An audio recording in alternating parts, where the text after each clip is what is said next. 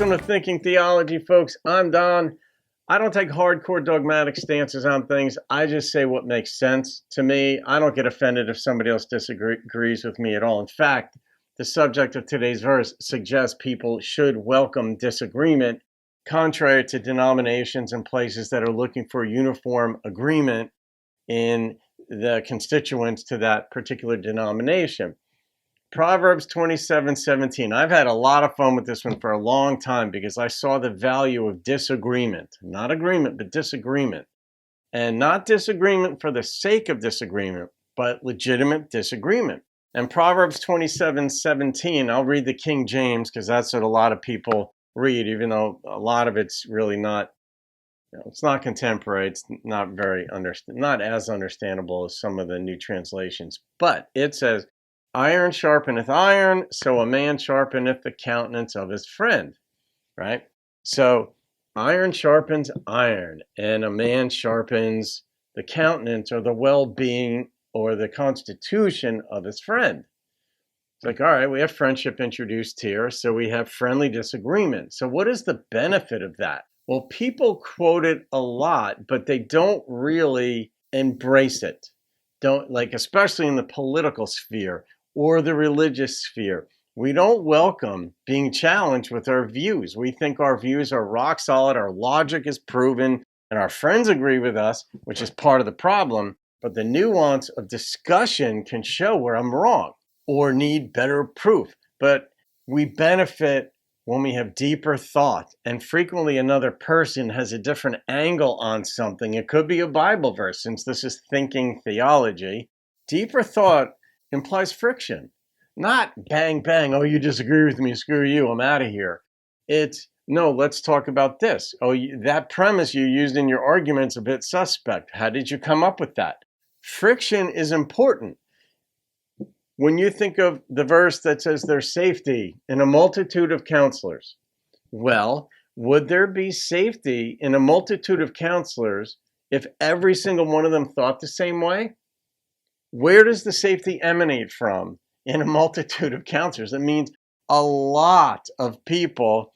Let's say it's a council of 5 or 12 or 40, whatever the council may be. You're going to get a plethora of ideas, and the safety, as well as the sharpening of the countenance of one's friend, it comes in the process of considering different strains of thought. That's where the strength comes from. That's where the confidence in what your beliefs are comes from.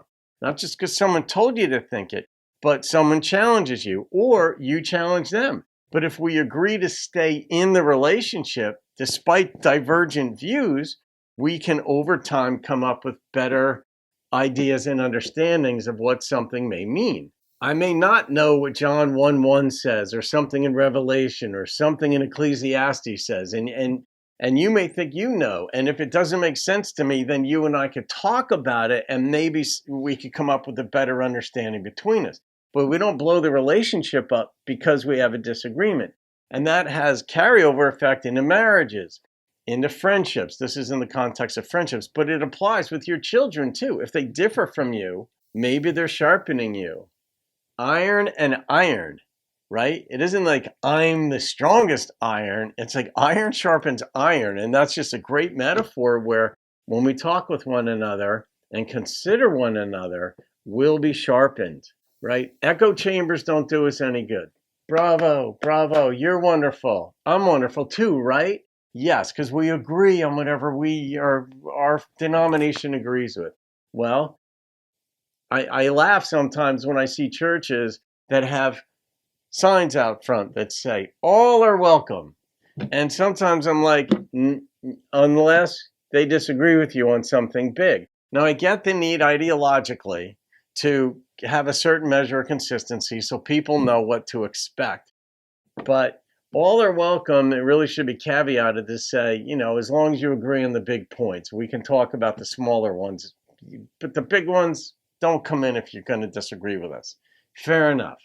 But the key in this verse of iron sharpening iron appears to be welcome disagreement.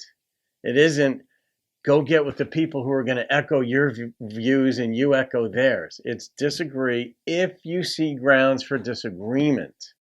And that's a solid philosophical principle, because etymologically, philosophy is the love of wisdom. And you can look all throughout the Bible, Hebrew Bible, New Testament, that wisdom is the chief thing. Therefore, get wisdom. So think, allow yourself to be challenged. Don't walk off the job in a friendship just because they disagree with you on something, right? So basically, just don't be nasty and we'll be all right. So that's what I wanted to say about Proverbs 27:17. All right, folks, leave your comments. Let me know if you have anything you want me to cover or react to or something to that effect. And if I can get to it, I will. Have a great day. I'll see you on another video, and keep thinking theology.